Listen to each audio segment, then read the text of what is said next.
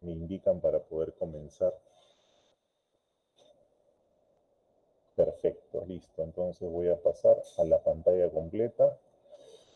Vamos a iniciar con la clase de la semana 5, que es el laboratorio del metabolismo de los carbohidratos. Para el primer grupo quedó pendiente la parte del examen químico y el sedimento de orina, que lo voy a hacer dentro del horario de clase la próxima semana. Voy a empezar esta clase que está para los dos grupos al mismo tiempo, ¿ya? El laboratorio del metabolismo de los carbohidratos. El objetivo, el propósito, la finalidad de esta sesión es que podamos reconocer, mediante los análisis de laboratorio, las principales alteraciones que se producen dentro del metabolismo de los carbohidratos. Básicamente, el diagnóstico del síndrome metabólico y sobre todo de la diabetes mellitus, de acuerdo a los criterios utilizados en el Perú, que son los criterios de la Asociación Americana de Diabetes.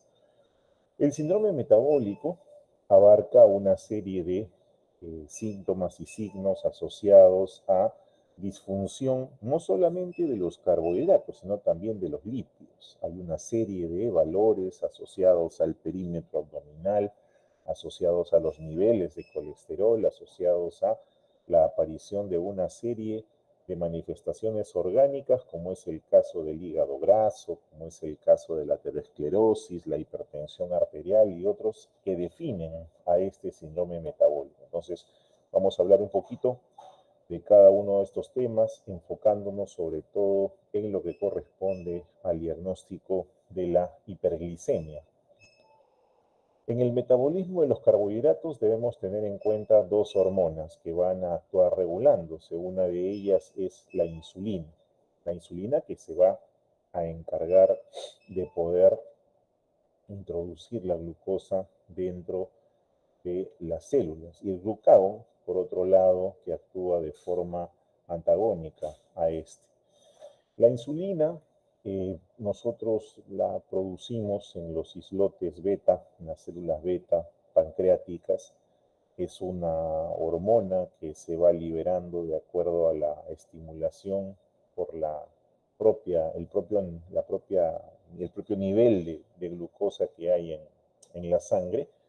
Esta insulina va a terminar regulando los niveles de glucosa, sobre todo en el caso de los tejidos con alto nivel energético o alto nivel de metabolismo, como es el caso del cerebro, como es el caso del músculo.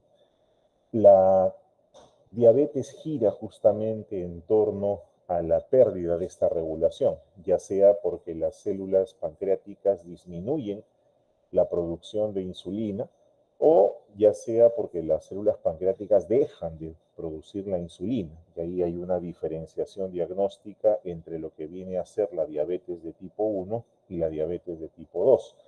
Cualquiera que sea el mecanismo por el cual se produzca esta pérdida de regulación, termina produciéndose hiperglicemia, que es el evento central que marca la fisiopatología de la diabetes, y a partir de allí el desarrollo de las complicaciones que tienen que ver con la patología microvascular y con la patología macrovascular. Esta hiperglicemia termina alterando una serie de componentes corporales, una serie de órganos que van a determinar justamente la evolución de la enfermedad y los diferentes estadios de la misma. Un déficit de insulina, sea absoluto por omisión de dosis, un paciente que está siendo suplementado con insulina, o relativo por un problema infeccioso o un problema de estrés, trae como consecuencia una disminución del ingreso de la glucosa al interior de la célula, lo cual activa una serie de hormonas contrarreguladoras que van a desencadenar no solamente el incremento de la lisis del glucógeno, la glucogenolisis, sino también la proteólisis y la lipólisis. Al ingresar menos cantidad de glucosa al interior celular, el gasto de la glucosa va a ser menor, evidentemente, y todo lo que hemos mencionado contribuye a un incremento mucho mayor de hiperglicemia.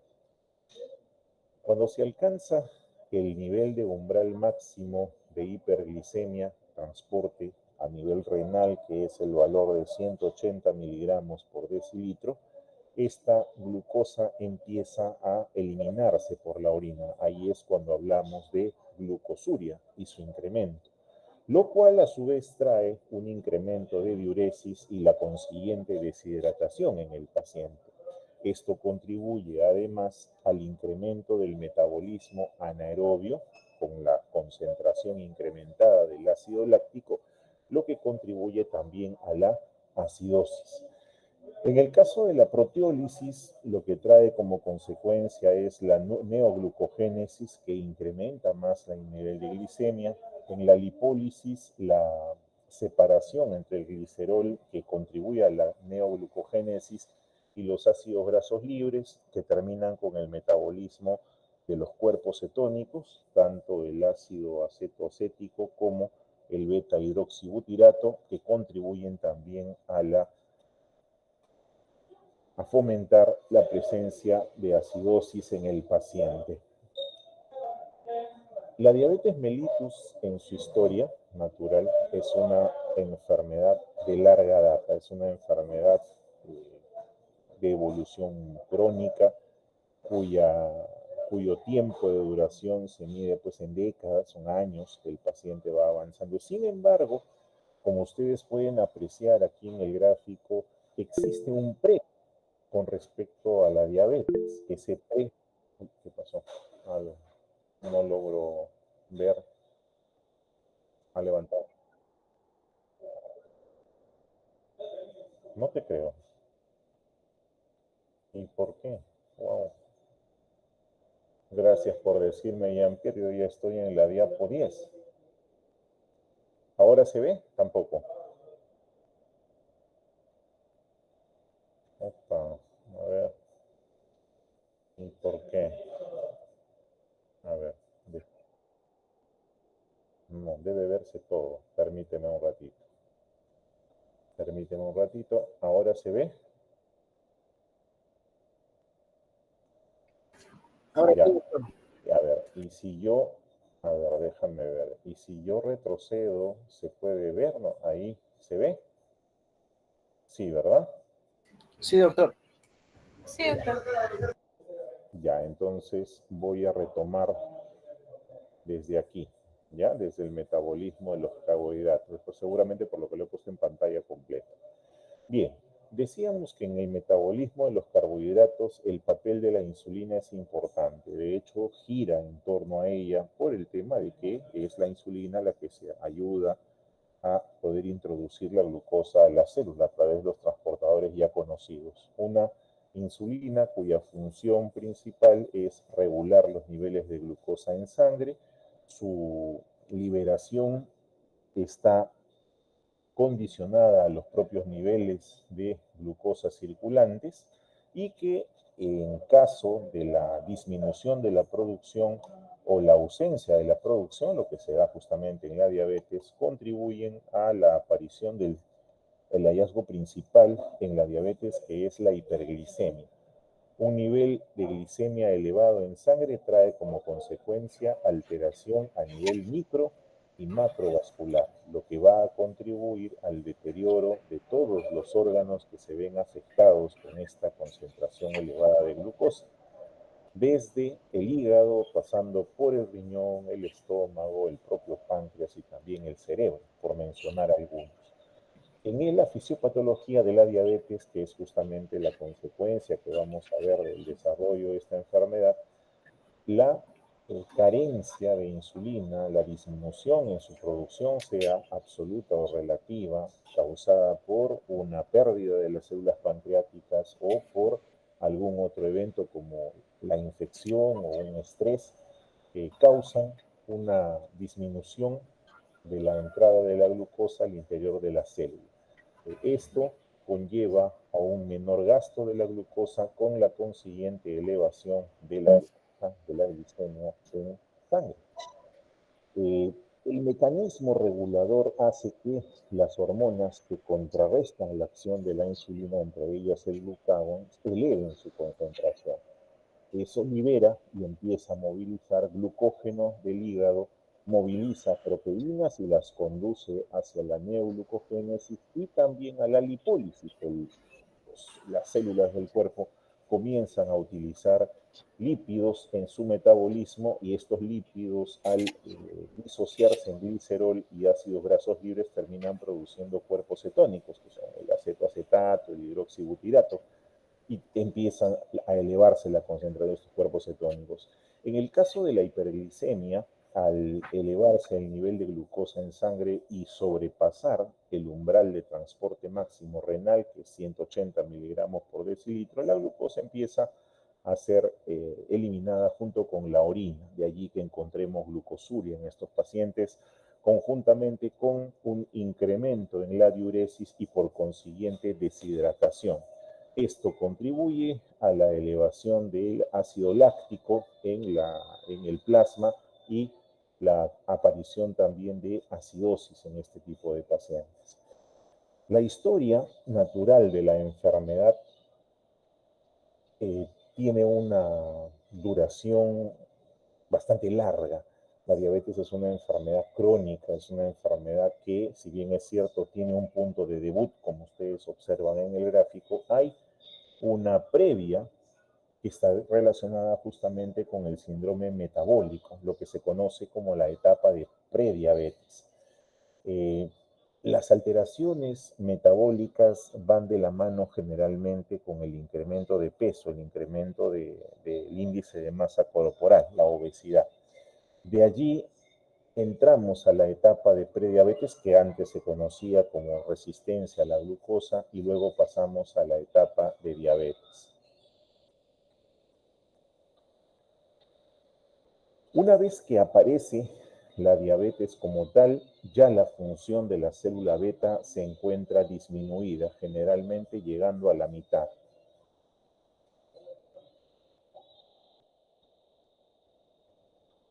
Un segundito.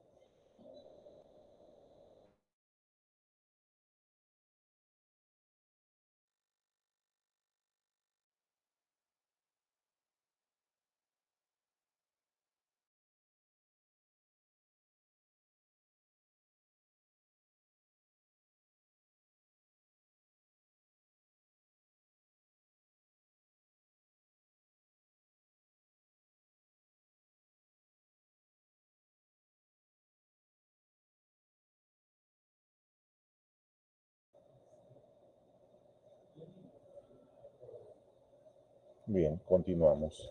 Una vez que empieza a aparecer ya los síntomas de hiperglicemia y empieza a detectarse esta elevada en sangre, estamos hablando de una disminución de la función de la célula beta cercana al 50%, la cual va a ir deteriorándose con el pasar de los años hasta llegar a la insulinodependencia, ¿no? Estos pacientes con diabetes de tipo 2 llegan también a la insulinodependencia, no solamente los de tipo 1, solamente es en el tiempo.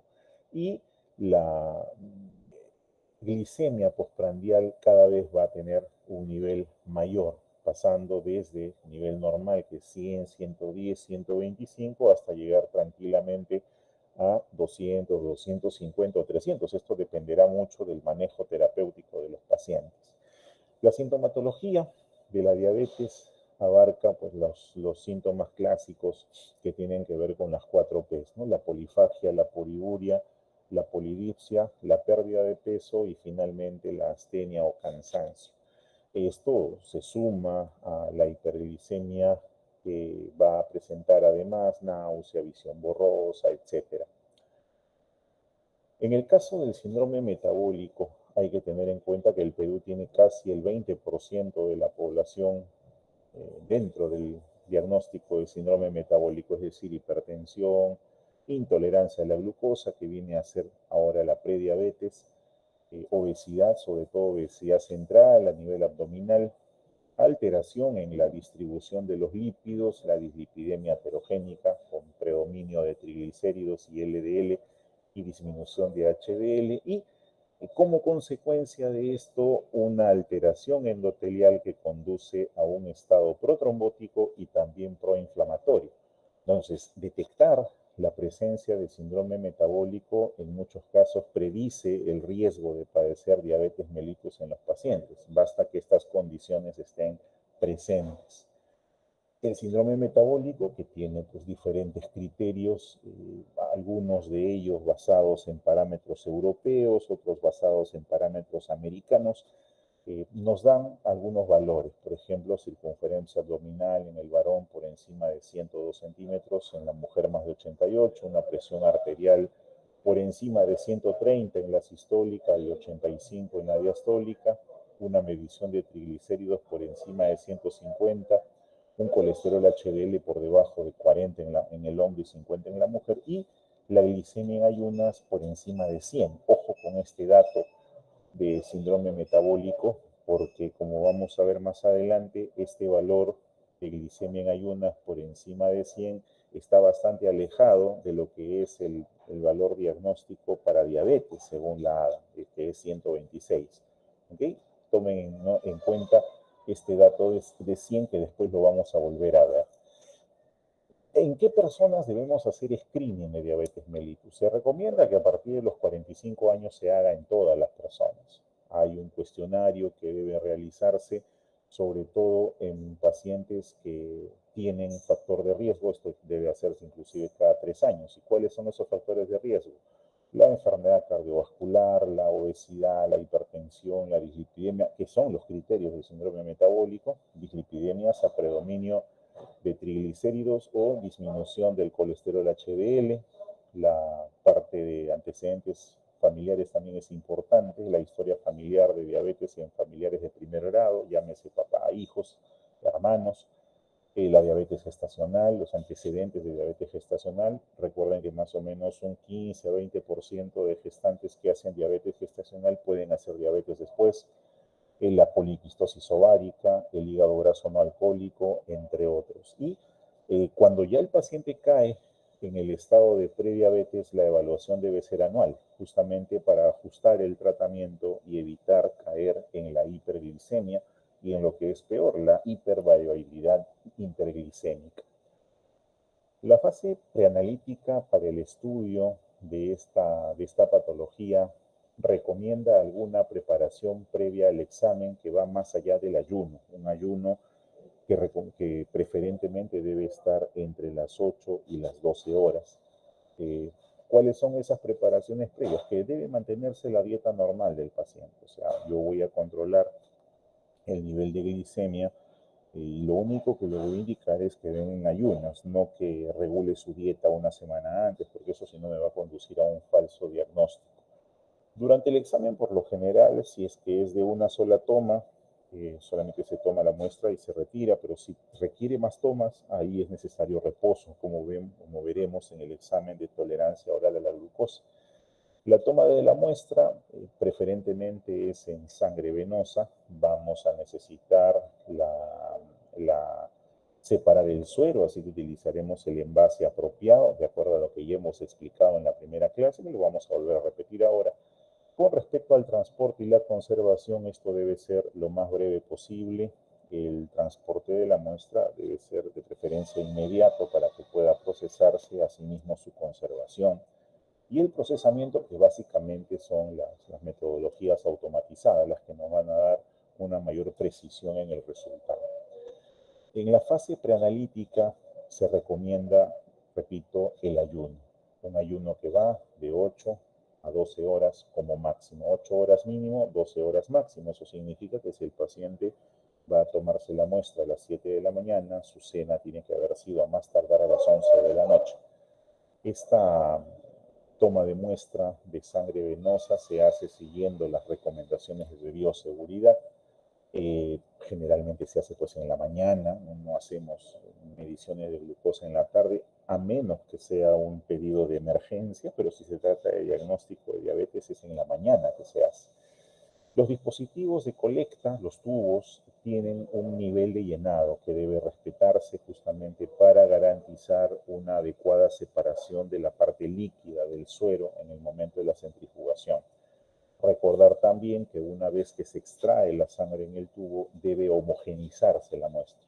Homogenizar la muestra significa invertir, ¿no? Poner de cabeza el tubo de 5 a 8 veces, y eso se debe hacer con bastante delicadeza, no agitar el tubo, porque el agitar el tubo va a producir hemólisis, va a producir ruptura de hematíes, y cuando centrifuguemos el suero va a estar con hemólisis, y la hemólisis es un factor de interferencia en la medición, entonces debe evitarse la hemólisis. Normalmente utilizamos estos dispositivos de aquí, estos tubitos de tapa amarilla, a veces los de tapa roja, pero más los de tapa amarilla, con este gel que tienen en la parte basal que al centrifugar se colocan en el medio de la parte globular y la parte líquida. Pero también se puede utilizar estos dispositivos, estos son tubitos con tapa ploma, hay otros con tapa verde, que son dispositivos de colecta con inhibidores de la glicólisis. El componente del interior, que puede ser fluoruro de sodio, inhiben la glicólisis. ¿Y por qué es necesario inhibir la glicólisis? Porque mientras el hematíe esté en contacto con el suero en la sangre, sigue consumiendo glucosa. Entonces, si yo dejo, por ejemplo, extraigo la muestra de sangre y lo dejo reposando durante 2 o 3 horas, a partir de los 30 minutos, cada media hora, esa glucosa va a disminuir de 5 a 7% por hora. ¿Por qué? Porque el hematíe que se encuentra en la sangre sigue consumiendo la glucosa. Entonces, un paciente que tenga un valor de 130 miligramos por decilitro en glucosa, al dejarlo yo un par de horas, cuando haga la medición ya no va a ser 130, van a ser 115, 118. Entonces lo voy a catalogar como normal cuando no es normal, ¿no? Entonces es allí donde debe de observarse el tiempo de espera. O utilizamos un dispositivo de colecta con inhibidor de glicólisis, o utilizamos los tubos con gel. El gel me permite justamente separar el plasma, el suero de las células sanguíneas, y se evita esa glicólisis. El caso de los pacientes en ayunas, nuevamente el ayuno de 8 a 12 horas, el procesamiento debe ser de preferencia inmediato, y hay que tener en cuenta que la glicemia no es un valor estable las 24 horas del día, tiene sus picos, sobre todo después de las comidas. Hay una hiperglicemia postprandial que es fisiológica, ¿no? Después del desayuno, del almuerzo y de la cena. Ese pico de hiperglicemia postprandial se alcanza generalmente a los 120 minutos de haber ingerido el alimento, y luego va bajando hasta alcanzar los niveles normales. Los dispositivos de toma, que generalmente son para muestra venosa, también se puede utilizar, por si acaso, la sangre capilar, la sangre del dedo, pero en este caso la utilización de sangre capilar está acompañada de sus indicaciones, no es para diagnóstico. La sangre capilar se utiliza para seguimiento en los pacientes. ¿Por qué? Porque estos dispositivos que miden la glicemia, estos glucómetros, tienen una precisión que no es muy confiable, sobre todo cuando los valores son extremos, cuando hay muy poca cantidad de glucosa o cuando hay mucha, tienen una precisión que se pierde y puede confundir, ¿no? Sirven básicamente para lo que es seguimiento del paciente, para monitoreo, más no para diagnóstico. La fase analítica se trata de medir, hay diferentes metodologías de medición. Está la metodología de glucosa exoquinasa, que es una de las más usadas, utiliza magnesio. También está de la glucosa fructoquinasa. Hay varios tipos de medición dependiendo de la metodología que se utilice. Generalmente se hace en equipos automatizados con un nivel de control de calidad más que aceptable. Y aquí tenemos los valores, ¿no? En pacientes sin diabetes, el valor normal se considera entre 70 y 100 miligramos por decilitro. Eso es lo normal, lo que debemos tener en un paciente con ayunas. Un valor por encima de 100, o sea, 101, etcétera, tiene otra connotación que veremos más adelante en los criterios de diagnóstico. Otro examen que se realiza es el test de tolerancia oral a la glucosa. Una prueba que consiste en administrar 75 gramos de glucosa disueltos en 300 mililitros de agua y dárselo al paciente. previa toma de una muestra de glicemia basal, o sea, el paciente llega en ayunas, le tomamos la muestra basal, luego le damos la carga de glucosa y le medimos la glicemia a las 2 horas, o sea, hay 2 mediciones, una previa y una posterior. Y durante el tiempo que pasa después de haber tomado la carga de glicemia, el paciente debe permanecer en reposo. Esa medición me va a dar a mí diferentes tipos de valores. Lo normal es que a las 2 horas el valor esté por debajo de 140, pero en los pacientes que están por encima de 200 ya es un criterio diagnóstico para diabetes, y si está entre 140 y 199, aquí antes hablábamos de intolerancia a la glucosa, ahora hablamos de prediabetes. La preparación del paciente pasa por lo mismo que hemos visto antes, ¿no? Sí se recomienda en este caso para esta prueba de que el paciente tenga una dieta alta en carbohidratos por lo menos 3 días antes. Y alta en carbohidratos significa que debe comer más de 150 gramos de carbohidratos por día, ¿no? Como mínimo, para poder asegurar el éxito de la prueba. El ayuno incluye no consumir alcohol y tampoco fumar, eso sí altera el resultado del examen. La primera muestra que se toma como parte de la glicemia basal, luego el ingerir la glucosa anhidra diluidos en 300 mililitros de agua, esto se toma bastante rápido, en 5 minutos. Nosotros aquí lo matizamos un poquito el sabor con limón, porque tomar 75 gramos de glucosa en un vaso de agua, que son 300 ml, es bastante dulce. Es tan dulce que conduce a la náusea. Muchas veces el paciente quiere vomitar. Entonces, para poder atenuar un poquito el sabor, le ponemos limón, que no altere en nada, dicho sea de paso, la prueba, ¿no? Luego la segunda muestra, que la tomamos a los 120 minutos, que el paciente espera en reposo. ¿En qué casos no hacemos el test de tolerancia oral? Cuando el paciente tiene recesión gastrointestinal, por ejemplo, ha sido operado por una obstrucción intestinal, por un vólvulo, por un cáncer, donde se ha acortado la longitud del intestino, pues no va a haber la misma superficie absortiva, así que el test no se hace. Se utilizan los otros criterios de diagnóstico. Lo mismo en pacientes que tienen enfermedades gastrointestinales que alteran la reabsorción, llámese colon irritable, llámese síndrome de Hirschsprung, entre otros. También se contraindica en aquellos pacientes donde la glicemia basal está por encima de 126, que es el punto de corte para ser considerado diabetes. Entonces, si ya tiene una glicemia basal con criterio diagnóstico de diabetes, ya está de más que le hagamos el test de tolerancia, pues va a salir lo mismo. El otro examen que se utiliza es la hemoglobina glicosilada. La hemoglobina glicosilada tiene la ventaja de que no necesita ayuno, la puedo tomar en cualquier momento. Es mucho más sensible y específica. Sin embargo, la hemoglobina glicosilada me da el dato de la hiperglicemia en relación a los 3 meses anteriores, porque está en relación con la vida media del hematíe. Recuerden que la hemoglobina glicosilada es el producto de la glicosilación de la proteína, que es la hemoglobina. Una glicosilación que se da bajo condiciones especiales, es la reacción de Amadori en bioquímica, que aparece en concentraciones altas de glicemia con respecto a la proteína. Esto se da dentro del hematíe, la glicosilación, por lo tanto, es el reflejo de la hiperglicemia, pero en consideración al tiempo de vida media del hematíe, y el tiempo de vida media del hematíe está entre 90 y 120 días. La desventaja es que cuesta un poco más, ¿no?, hacer la medición de glicemia en un paciente. Al costo nos sale pues que 2 soles, mientras que hacer la medición de hemoglobina glicosilada sale como 40 soles al costo, es mucho más caro.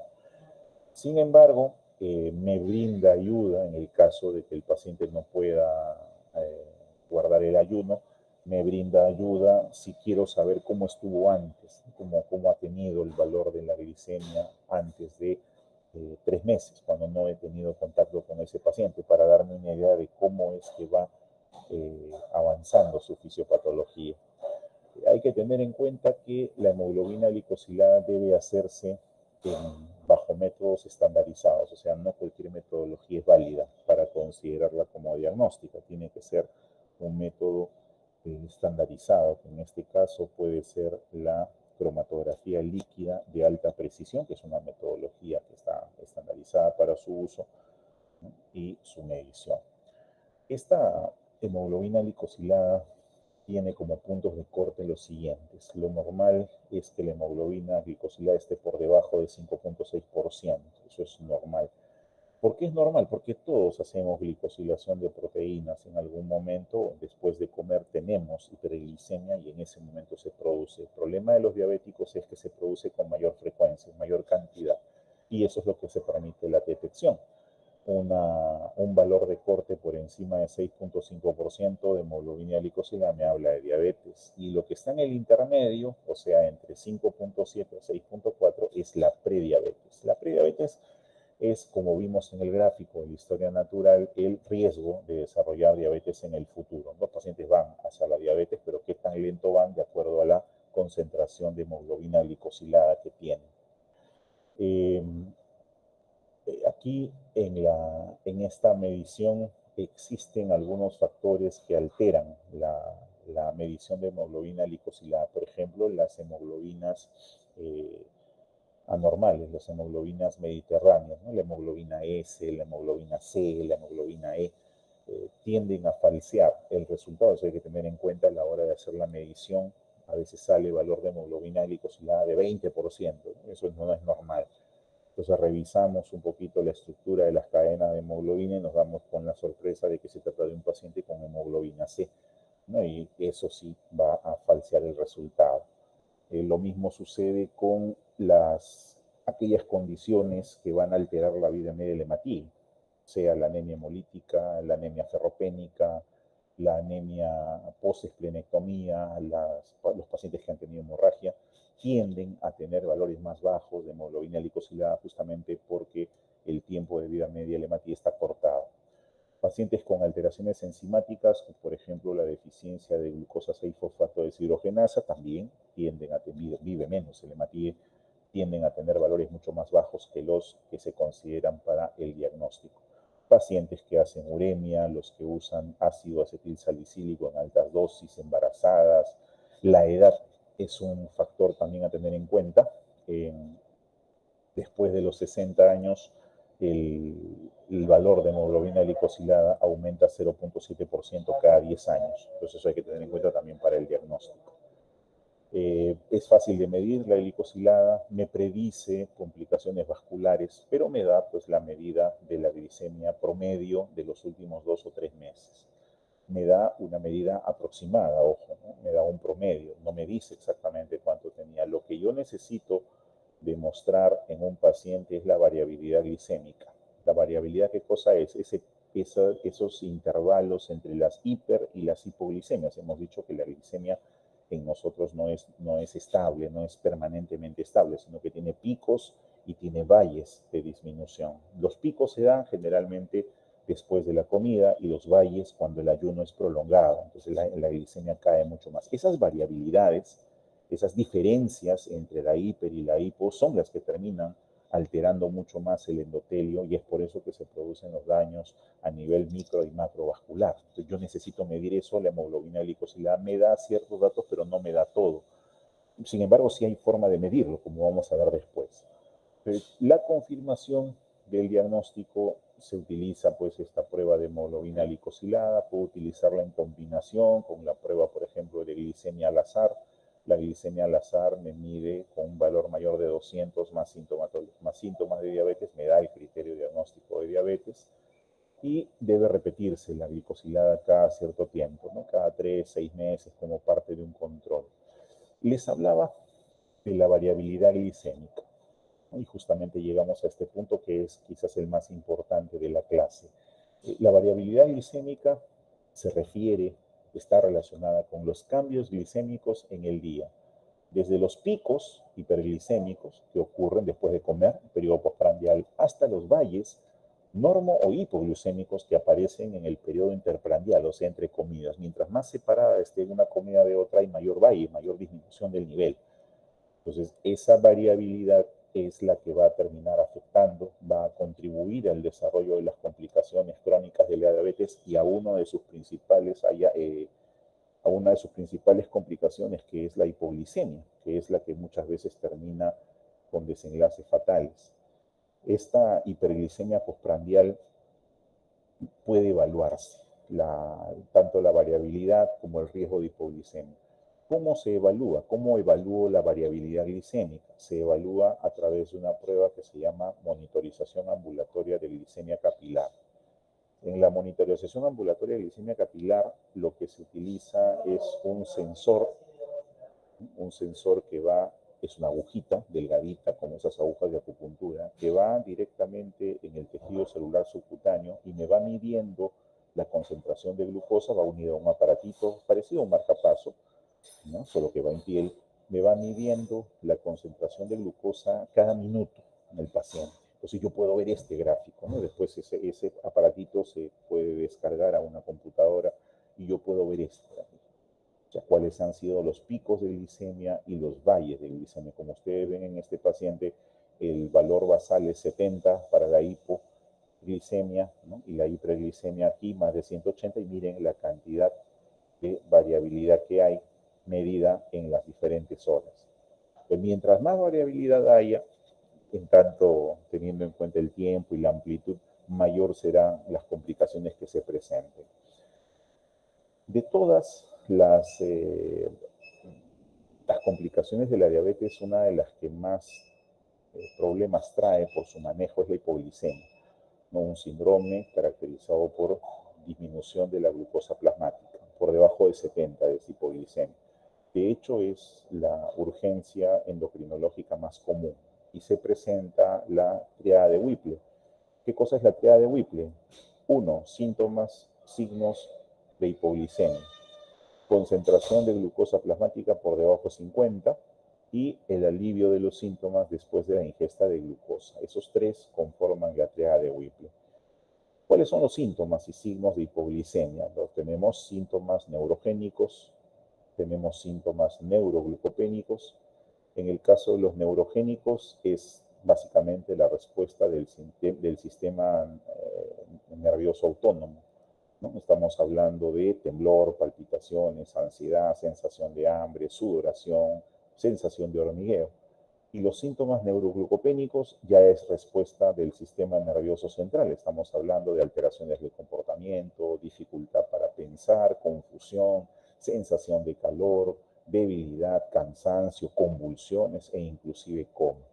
En estos pacientes, si no reciben tratamiento, pues sí pueden llegar a fallecer. Y las causas de hipoglicemia son varias. Una de las principales es la mala regulación del tratamiento, sobre todo en pacientes que consumen hipoglicemiantes o en quienes administra insulina. O sea, si no hay una buena regulación de la dosis, el paciente se va a la baja, o sea, va hacia la hipoglicemia, que es la clásica del paciente que se desmaya, ¿no? Es lo que decíamos en la práctica. El paciente con hiperglicemia va a tener otro tipo de manifestaciones. Generalmente aparece confuso, habla incoherencias, se ve soporoso, pero el paciente con hipoglicemia simplemente se desmaya, se desconecta y ya no sabemos más. Entonces hay que tener cuidado con ese tipo de pacientes. La hipoglicemia, en el caso de diabetes, tiene el valor de corte de 70 miligramos hacia abajo, 70 miligramos por decilitro, pero en el caso de pacientes sin diabetes puede tolerarse hasta 55. 55 es un paciente sin diabetes, un paciente sano, 40 en el caso de los neonatos inclusive. Ahora, esa hipoglicemia, en el caso de que sea severa, ¿no? Necesita la administración de glucosa para la recuperación. Y se recupera rápido, ¿no? La administración de glucosa por vía endovenosa y el paciente va recuperándose, pero hay que detectarla a tiempo. Otro de los exámenes que pueden utilizarse en este caso es el péptido C. Recordemos que en la etapa de producción de la insulina, la preproinsulina, tiene una serie de cadenas que incluyen al péptido C, ¿no? El péptido C, finalmente, al momento en que la insulina se libera de la proinsulina, el péptido C se elimina en cantidades iguales. O sea, al medir el péptido C, estoy midiendo indirectamente la cantidad de insulina que se está liberando porque formaban parte de la misma molécula en un inicio. Este péptido C es una cadena de aminoácidos que justamente conecta las cadenas A y B de la proinsulina y que se escinde cuando la proinsulina se transforma en insulina. Se escinde, se separa esta cadena. Este péptido C también es producido en las células beta de los islotes de Langerhans y me indica el funcionamiento de las células beta, la capacidad para secretar insulina. No es un examen de rutina, no se suele pedir con frecuencia, pero sí es útil para hacer algunas diferenciaciones en cuanto a los niveles que tiene el paciente.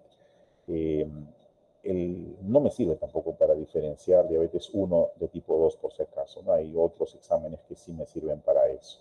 La insulina también se puede medir, también es un test que se solicita, pero más no en diabetes, sino en pacientes en quienes se sospecha presencia de hiperinsulinismo, ¿no? Pacientes que tienen, por ejemplo, tumores asociados a células beta, ¿no? El insulinoma, en ellos se pide dosaje de insulina.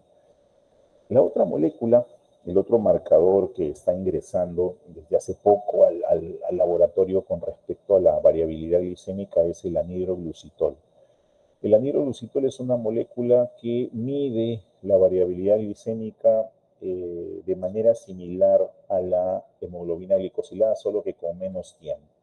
La hemoglobina glicosilada me medía más o menos de 3 a 4 meses, ¿no? Con antecedente, 3 meses en promedio, 90 días. Este anhidroglucitol me puede dar indicios de una variabilidad glicémica mucho más reciente, 15 días más o menos, 15 días, 21 días es el límite del anhidroglucitol. Entonces se usa para hacer seguimiento mucho más cercano a los pacientes con diabetes. La glucosa en orina es otro de los analitos que se utiliza, ¿no? Con el pasaje del umbral, del transporte de umbral máximo que es 180, la glucosa empieza a excretarse por la orina. Al aumentar la concentración en sangre se produce esta glucosuria que se puede detectar por medio de la tira reactiva, el examen de orina. No es un examen de rutina, pero ya que está en la tira reactiva, en el momento que se hace el análisis de la orina del paciente diabético, pues se reporta el valor, ¿no? Estos anticuerpos que están aquí me sirven para discriminar la diabetes de tipo 1. Estamos hablando de los anticuerpos contra la insulina, los anticuerpos contra los islotes pancreáticos y los anticuerpos contra la decarboxilasa antiglutamato, los GAT. Los tres están presentes en los fenómenos de destrucción autoinmune de las células beta pancreáticas. Recordemos que la diabetes de tipo 1 es una diabetes mayormente autoinmune. Hay dos, ¿eh? La 1A y la 1B. La 1A es la que es autoinmunitaria, es la mayoría. Es una diabetes que se produce por una pérdida del fenómeno de la regulación del linfocito T en la selección negativa. El linfocito T termina saliendo del timo a atacar a las células pancreáticas, desarrolla respuesta inmune y conduce a su destrucción. De allí que aparezcan posteriormente estos anticuerpos. Entonces, en un paciente en quien yo detecte estos anticuerpos elevados, su diabetes pues tiene origen autoinmune, ¿no? Sobre todo se realiza el screening en aquellos pacientes con antecedentes familiares de diabetes de tipo 1 o en pacientes con sintomatología de diabetes en debut, pero que tienen otras alteraciones, como por ejemplo hipotiroidismo. Se asocia mucho el hipotiroidismo de origen autoinmune con la diabetes mellitus. La microalbuminuria es otro examen que se utiliza teniendo en cuenta que uno de los órganos afectados es el riñón. La nefropatía diabética es una de las complicaciones que suele aparecer en el tiempo y esa nefropatía diabética es la principal causa de que el paciente termine en diálisis, ¿no? De insuficiencia renal crónica terminal, así que debemos monitorear muy de cerca la microalbuminuria. Teniendo en cuenta que nosotros normalmente eliminamos proteínas por la orina, pero son proteínas de bajo peso molecular, a un valor por debajo de los 30 miligramos en 24 horas. La microalbuminuria me expresa una elevación mucho mayor, de 30 a 300 miligramos en 24 horas, y esta excreción urinaria de albúmina me indica una nefropatía incipiente, como para que yo vaya tomando en cuenta el manejo del paciente con respecto a esta nefropatía, y generalmente está asociada en enfermedad cardiovascular. Entonces, cuando ustedes vean el diagnóstico que se hace de la diabetes mellitus, en los controles de estos pacientes, uno de los exámenes que se solicitan para valorar justamente la nefropatía es la microalbuminuria, tanto en los pacientes con diabetes de tipo 1 como en los pacientes con diabetes de tipo 2. Ojo que la microalbuminuria no es lo mismo que la proteinuria, ¿no? La proteinuria es la eliminación de albúmina en grandes cantidades, el valor es mucho más grande. La microalbuminuria, el nombre micro es porque las cantidades que se liberan todavía son pequeñas, pero me hablan ya de una nefropatía incipiente. La microalbuminuria la puedo realizar de forma cualitativa a través de las tiras de orina, ¿no? Las tiritas tienen un indicador, o también de forma cuantitativa, puedo medir, de acuerdo a la muestra que obtengo, puedo medir la cantidad de microalbuminuria que el paciente está eliminando por la orina. Aquí están los dispositivos que les decía para poder medir la variabilidad glicémica, la monitorización ambulatoria con sangre capilar que se hace en el glucómetro. En este caso, esta monitorización es solamente para poder detectar los valores altos y bajos, o sea, poder detectar hipo e hiperglicemia, teniendo en cuenta que los resultados en el glucómetro suelen ser distintos a los resultados en plasma, más o menos en un 10 a 15% por debajo. Es por eso que no se recomienda para el diagnóstico, solamente para el seguimiento ambulatorio de los pacientes con diabetes mellitus. La glucosa es un metabolito que se puede medir no solamente en sangre total, se puede medir también en plasma, en suero, se puede medir en líquidos corporales. Recuerden que el líquido cefalorraquídeo también puedo medir glucosa, en el líquido acítico también puedo medir glucosa, en el líquido pleural también puedo medir glucosa. Y este de aquí, el glucómetro, tiene la facilidad pues, de que se maneja, el manejo es muy fácil, ¿no? O sea, utiliza la lanceta, la tirita, la gotita de sangre y rápidamente puedo tener un aproximado. Sin embargo, tiene limitaciones la monitorización con el glucómetro. ¿Por qué? Por las tiras suelen conservarse mal, generalmente se ven, se encionguean y eso trae una medición alterada. Si el paciente tiene hipertrigliceridemia, eso interfiere con la medición, me sale otro valor. La imprecisión que presenta con valores muy altos o muy bajos, entre otros, inclusive en los pacientes con hipoxemia, no suele haber una buena correlación en la medición por la propia disminución del flujo sanguíneo en algunos tejidos del cuerpo.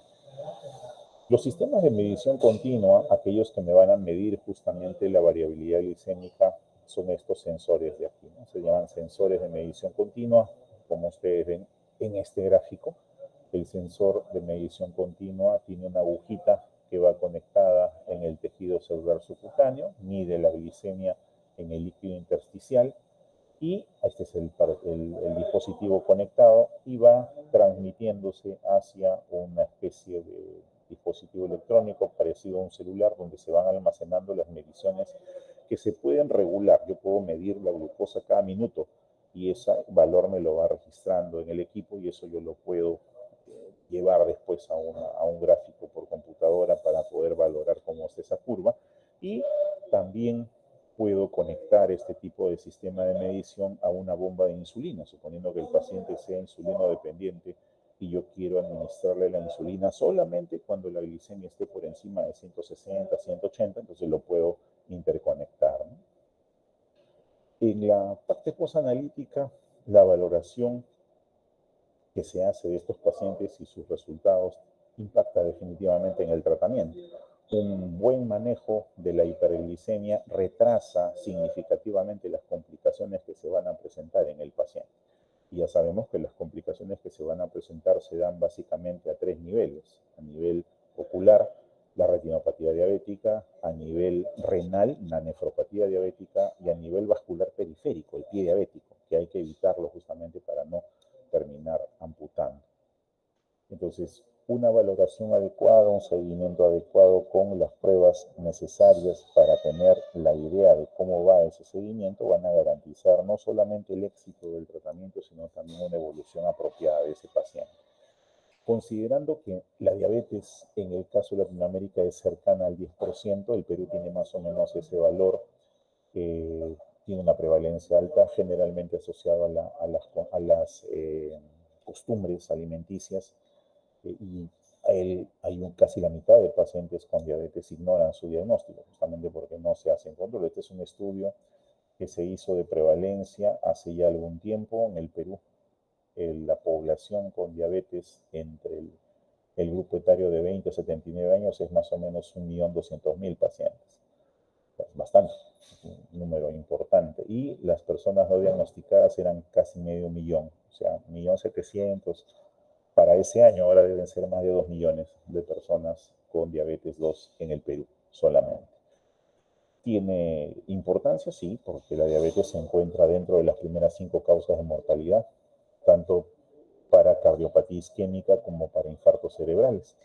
Es la principal causa de ceguera por la retinopatía diabética, insuficiencia renal por la nefropatía diabética, con diálisis, las amputaciones, ¿no?, por traumas, heridas o incapacidad prematura, el pie diabético, y tiene pues un alto costo social. El tratamiento de la diabetes es caro, es doloroso, requiere una serie de cuidados y generalmente conducen a lo mismo, pero el paciente termina afectándose. Por eso es que es importante que nuestra labor como médicos generales es diagnosticar y tratar precozmente. Eso ayuda mucho a que la evolución sea favorable, que las complicaciones no se incrementen y se termine salvando, por lo menos prolongando, porque si bien es cierto no lo vamos a poder curar, la diabetes mellitus no se cura, no hay una cura para ello, pero sí hay un manejo apropiado para poder hacer que esa enfermedad evolucione lo más lentamente posible. Entonces, para el caso peruano, utilizamos las guías de la Asociación Americana de Diabetes, que se actualizan cada año. Dicho sea de paso, este año ha salido en enero la nueva versión, que no tiene mucha variación con respecto a la anterior, pero hay algunas cositas que sí. La diabetes es considerada, pues entonces, un síndrome, un desorden metabólico, caracterizado por hiperglicemia crónica, cuya causa puede ser la alteración en la secreción de insulina, la alteración de la función de la insulina o de ambas, que es lo que más se presenta. Clasificada como diabetes tipo 1, tipo 2, otros tipos de diabetes como el MODI, la diabetes gestacional. Las principales, donde está el mayor volumen de pacientes, es tipo 1 y tipo 2. Dentro de las dos, la tipo 2 tiene un 90-95% de pacientes con presentación de resistencia a la insulina, pérdida de la secreción paulatina de la insulina.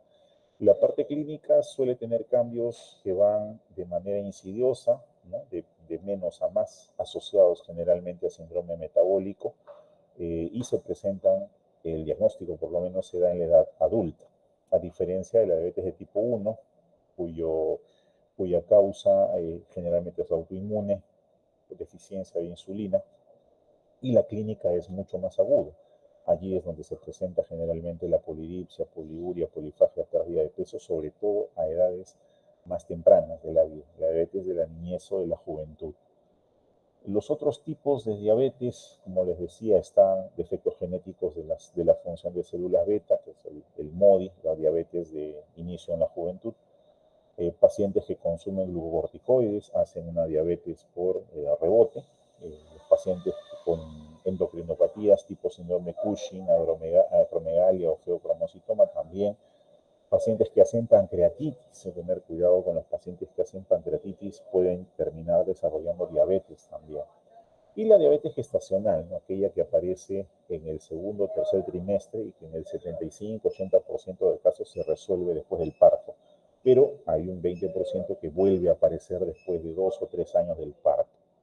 Los factores de riesgo asociados a esta diabetes, generalmente los ambientales, el sedentarismo y la malnutrición, que incluye el tipo de comida, los antecedentes familiares, sobre todo familiares de primer grado, historia familiar de diabetes mellitus, y las comorbilidades dentro de las cuales vamos a encontrar el síndrome metabólico. Entonces, mientras más factores tenga el paciente, pues mucho más riesgoso, mucho más probable es que tenga la diabetes. Los criterios laboratoriales para el diagnóstico de diabetes son 4. Tenemos a la glicemia plasmática en ayunas, ¿no? La glicemia en ayunas mayor de 126 miligramos por decilitro. Recordemos que el ayuno se define como la no ingesta calórica en por lo menos 8 horas, de 8 a 12 horas. El segundo es el test de tolerancia oral a la glucosa con un valor a las 2 horas por encima de 200 miligramos por decilitro. Ese es el otro criterio. La hemoglobina glicosilada por encima de 6.5%, siempre que se haya utilizado un método estandarizado.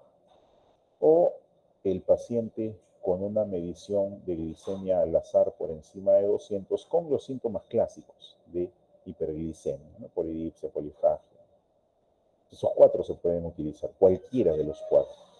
Hasta hace un tiempo la test de tolerancia tenía prevalencia sobre los demás, pero ahora cualquiera vale. Cualquiera de los 4 tiene el mismo valor diagnóstico, el que esté disponible en el momento en que el paciente llegue a nosotros. Y también se ha incrementado los criterios para definir prediabetes. Lo que antes se llamaba intolerancia a la glucosa, ahora se llama prediabetes. ¿Qué cosa es la prediabetes? Estamos hablando de glicemia en ayunas entre 100 y 125. Lo que antes era intolerancia, ahora es prediabetes. O un test de tolerancia oral a la glucosa que va de 140 a 199. Y en el caso de la glicosilada, 5.7 a 6.34. Y justo les dije que se acordaran del valor de 100, ¿no? Cuando hablamos del síndrome metabólico, les dije recuerden el valor de 100, y justamente por esto, que ahora se considera que la glicemia que está por encima de 100 hasta 125 es prediabetes. O sea, estamos en el camino de desarrollar la diabetes. No está diagnosticada, no está declarada todavía la enfermedad, pero está en camino de producirse. Entonces hay que tener cuidado con esos valores de glicemia. Los algoritmos diagnósticos giran en torno a eso, en torno a las pruebas que vamos haciendo, ya sea de glicemia en ayunas o glicemia al azar. Si elegimos hacer el test de tolerancia o la hemoglobina glicosilada, cualquiera de ellos nos va a dar el diagnóstico de diabetes si el paciente cumple con los valores, ¿no? Entonces, para poder hacer diagnóstico, utilizamos los 4, repito, glicemia plasmática en ayunas, glicemia al azar, test de tolerancia a la glucosa, hemoglobina glicosilada. Los usamos para diagnóstico y también los usamos para seguimiento en el paciente. Otras pruebas que hemos presentado, el péptido C, la microalbuminuria, el dosaje de anticuerpos, y también se une aquí la medición de los lípidos séricos como parte del seguimiento del síndrome metabólico en este tipo de pacientes. ¿A quién debo solicitar un despistaje? A todo paciente que está por encima de 45 años, sobre todo en aquellos que tienen antecedentes familiares cercanos o que están con criterios de síndrome metabólico. Bien, hasta aquí, si hubiese alguna pregunta o comentario, por favor lo hacemos para poder continuar. Adelante, Camila. Sí, doctor, buenas tardes. ¿Cómo ¿Cómo está? está? Una consulta. Sí. Acerca de la parte de variabilidad glicémica, usted mencionó que a mayor variabilidad había mayores complicaciones en el endotelio y que la separación de comidas indicaba más valles, pero en la guía ADA menciona que una recomendación es el ayuno intermitente. ¿Eso no puede interferir con un riesgo de hipoglicemia? Sí, sí interfiere, pero esto va manejado juntamente con los fármacos. O sea, el hecho de que haya ayuno intermitente va asociado a la acción de los hipoglicemiantes. O sea, no va a producirse los picos de hiperglicemia en la misma medida que si no tomásemos el fármaco. Esa es la Ah, diferencia. o sea, está más orientado a la pérdida de peso que... Exactamente. Ah, ya. Así es. Ok, Así ok, es. doctor, gracias. ¿Ya? ¿Algún otro comentario o pregunta, por favor? Tracy. Doctor, buenas tardes. ¿Cómo está? En cuanto a la circunferencia abdominal, usted menciona que en el caso de los varones sí se considera, o sea, cuando está mayor a 102, pero bueno, mi doctor nos mencionó que ese dato ha bajado. En el caso de los varones estaría en 90 centímetros. No sé si... Depende, o sea, los valores que se presentan son de acuerdo al grupo poblacional en el cual se han hecho las mediciones. Hay hasta 5 fuentes de información para ello. Pueden utilizar los criterios europeos, pueden utilizar los criterios asiáticos, pueden utilizar los criterios americanos. Hay un criterio español, ¿no? Yo he presentado uno, que es el de 102, pero sí efectivamente los criterios americanos hablan de 90 en el varón, eso es verdad. O sea, depende de qué parámetro estemos usando, cuál es la fuente de ese parámetro. ¿Es correcto, Tracy? Ya, gracias, doctor.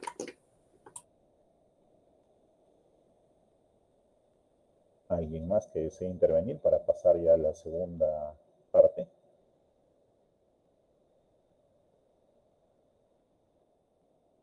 Bien, voy a cambiar de presentación. Y vamos a pasar al segundo.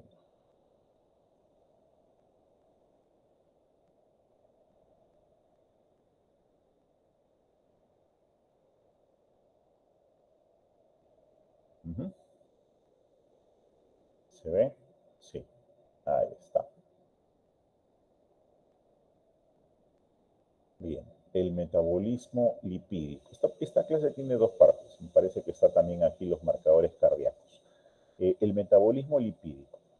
Otra de las alteraciones comunes con respecto al síndrome metabólico es el trastorno de los lípidos en sangre, lo que se conoce como dislipidemias, que es lo que se mide también en el laboratorio. La dislipidemia se ve traducida en la alteración en las proporciones normales de los componentes lipídicos de la sangre, lo que termina produciendo depósitos en el endotelio, en la superficie subendotelial, lo que termina desencadenando estos procesos de aterosclerosis con las consecuencias que vamos a presentar a continuación. Entonces vamos a hablar un poquito del metabolismo lipídico, el perfil lipídico, en qué consiste, cuáles son las principales lipidemias, cómo se miden en el laboratorio y cuál es su importancia clínica. Los lípidos plasmáticos tienen diferentes componentes. Tenemos los triglicéridos, fosfolípidos, colesterol y una fracción pequeña de ácidos grasos conocidos como ácidos grasos de cadena larga no esterificados. Al ser lípidos son insolubles en agua, por lo tanto deben transportarse en el plasma asociados a proteínas conocidas como apolipoproteínas o simplemente lipoproteínas. Estas lipoproteínas son 4. Tenemos a las lipoproteínas de muy baja densidad, el VLDL, las lipoproteínas de densidad intermedia, el LDL, las lipoproteínas de baja densidad, el LDL, y las lipoproteínas de alta densidad, que es el HDL. Cada uno de estos componentes tiene sus medidas en cuanto a su densidad, en cuanto a su diámetro, en cuanto al porcentaje de triglicéridos, el porcentaje de ésteres de colesterol, el porcentaje de colesterol que poseen y las apolipoproteínas que van unidas a ellos. Esta composición es interesante porque, por ejemplo, cuando examinamos la densidad del VLDL, es uno de los que más baja densidad tiene, el diámetro es promedio, es uno de los que van, digamos, en tamaño mucho más grande, tienen un porcentaje de triglicéridos de casi el 65%, tienen también asociación con la lipoproteína ApoB100 principalmente, mientras que en contraste a este VLDL, el HDL, ¿no?, que es la lipoproteína de alta densidad, es el más pequeñito en cuanto a diámetro, tiene uno de los porcentajes de triglicéridos más bajos, tiene también un porcentaje alto de fosfolípidos y está asociado a la lipoproteína ApoA1. Tenemos que recordar que las lipoproteínas que contienen menos de 70 nanómetros de diámetro pueden atravesar la barrera endotelial, sobre todo cuando hay disfunción endotelial. Al atravesar la barrera endotelial significa que se van a depositar en el subendotelio. Entonces, esas moléculas, sobre todo las que contienen apolipoproteína B, que como vemos aquí está asociado a VLDL, IDL y LDL, van a retenerse en la pared arterial y es la que va a causar el crecimiento y la progresión en el crecimiento de las placas ateroscleróticas, algo que no sucede con el HDL. Este contenido lipídico depositado, si bien es cierto, no se puede estimar hasta que aparece un evento de disfunción de alteración en la función del vaso sanguíneo, de disfunción endotelial, sí podemos medir la parte previa, que es la concentración de lípidos y lipoproteínas, y justamente se mide para poder estimar cuál es el riesgo que presenta el paciente para enfermedad cardiovascular y poder decidir qué terapia vamos a utilizar. Ahora, se puede cuantificar los lípidos plasmáticos directamente en el plasma y se hace midiendo los componentes proteínicos de estas lipoproteínas, con toda el contenido o el paso metabólico que tienen a través del hígado. Lo que yo voy a medir finalmente son las lipoproteínas que se encuentran circulando en la sangre, preferentemente en el suero, aunque podrían medirlo también en el plasma. Se prefiere medirlo en el suero porque hay menos interferentes allí. Esta medición de lípidos sí tiene algunas condiciones adicionales en la fase preanalítica. El perfil lipídico básico está compuesto de triglicéridos, colesterol LDL, colesterol HDL y colesterol total. Las condiciones preanalíticas incluyen un ayuno más prolongado del que se recomienda para el caso de de la medición de carbohidratos. En este caso, el ayuno debe ser de por lo menos 12 horas para la medición lipídica, hasta 14 horas se puede utilizar. La toma de muestra, una toma de muestra de sangre venosa, la muestra estándar que se utiliza para ello, y la medición se hace pues a través de los instrumentos conocidos. Generalmente son instrumentos automatizados con una alta precisión y correlación de valores, y que me van a brindar un resultado mucho más rápido. Ese perfil lipídico básico, colesterol total, HDL, LDL y triglicéridos, incluye muchas veces el VLDL, que generalmente es calculado, no es medido. Eso también hay que tener en cuenta. Los reactivos de laboratorio me miden directamente colesterol total, HDL, LDL y triglicéridos. El VLDL no se mide, se calcula. O sea, en función del colesterol total, calculan el porcentaje, la cantidad de VLDL, es un valor referido el que me dan. Los otros son medidos. Y hay una diferencia ahí, ¿no? Definitivamente. Entonces, el perfil lipídico me va a medir estas concentraciones y yo voy a poder, a partir de allí, tener información para poder manejar a ese paciente. No se habla de valor mínimo y máximo en el caso del perfil lipídico, se habla de valores deseables. Ese es un dato también de importancia. Entonces, no hay un intervalo mínimo, no hay un valor máximo, lo que hay es un valor deseable. El valor deseable en el caso del colesterol total está por debajo de 200 miligramos por decilitro. Si bien es cierto, el paciente tiene un intervalo límite que puede llegar hasta 239, se considera una hipercolesterolemia recién por encima de 240. Esa es una de las condiciones. En el caso del HDL sí hay una estimación y relación directa con el riesgo coronario, donde la relación es inversamente proporcional. Significa que a menos cantidad,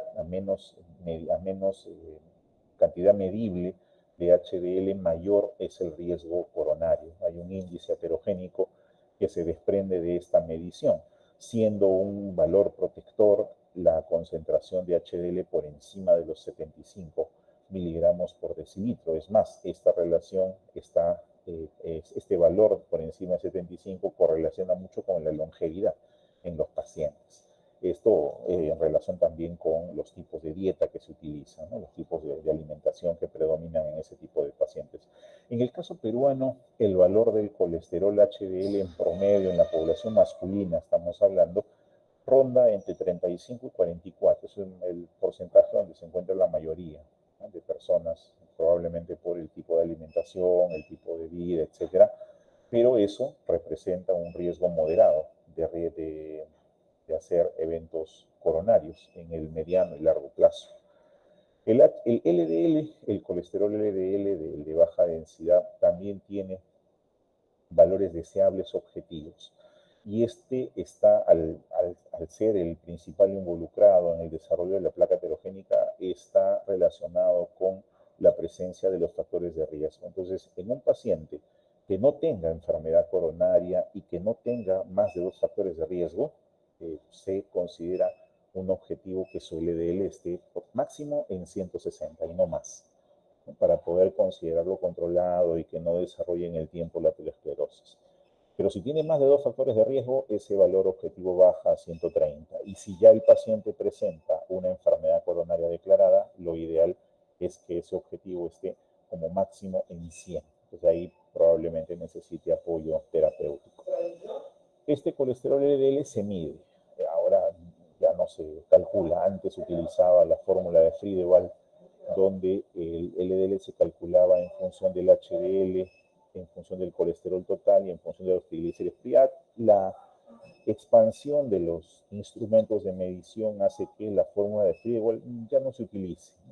Es más, ni siquiera en los laboratorios más pequeños se usa. Se mide directamente el LDL, lo cual nos da pues, una mayor exactitud y precisión a la hora de evaluar ese valor, teniendo en cuenta que la fórmula de Friedewald tiene sus limitaciones, sobre todo cuando los triglicéridos están por encima de 400. El índice heterogénico, que es el que está en relación con el colesterol HDL y el colesterol total, es el que me va a predecir la presencia o la manifestación de los eventos coronarios en el tiempo. Entonces, aquellos individuos que tienen un índice heterogénico entre 3.5 y 5 tienen un riesgo coronario promedio, que está de acuerdo a su edad, a sus otros factores de comorbilidad. Pero aquellos que pasan a un índice heterogénico de 9 a 24, haciendo el cociente entre colesterol total y HDL, tienen hasta 3 veces más el promedio de riesgo de hacer un evento coronario. El VLDL, como les decía, no se mide, me lo calculan, ¿no? El porcentaje es muy bajo en la composición, me entregan el valor calculado, no es medido, pero se considera más el valor del LDL para cuestión diagnóstica y cuestión de manejo terapéutico, ¿no? Y aquí viene en cómo se conoce entre el público en general, siempre hablan del colesterol malo, el colesterol bueno, ¿no? El colesterol bueno viene a ser el HDL, que es el que recoge los lípidos de los tejidos, y el LDL el que los lleva, ¿no? El que los va depositando. O sea, la diferencia entre malo y bueno.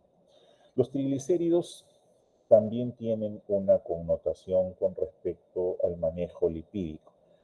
También se considera un valor óptimo por debajo de 150 miligramos por decilitro. Estos triglicéridos están más en relación con la dieta del paciente, ¿no? Hay un valor límite que llega hasta 199, por encima de 200 ya se considera alto, por encima de 500 ya es muy alto.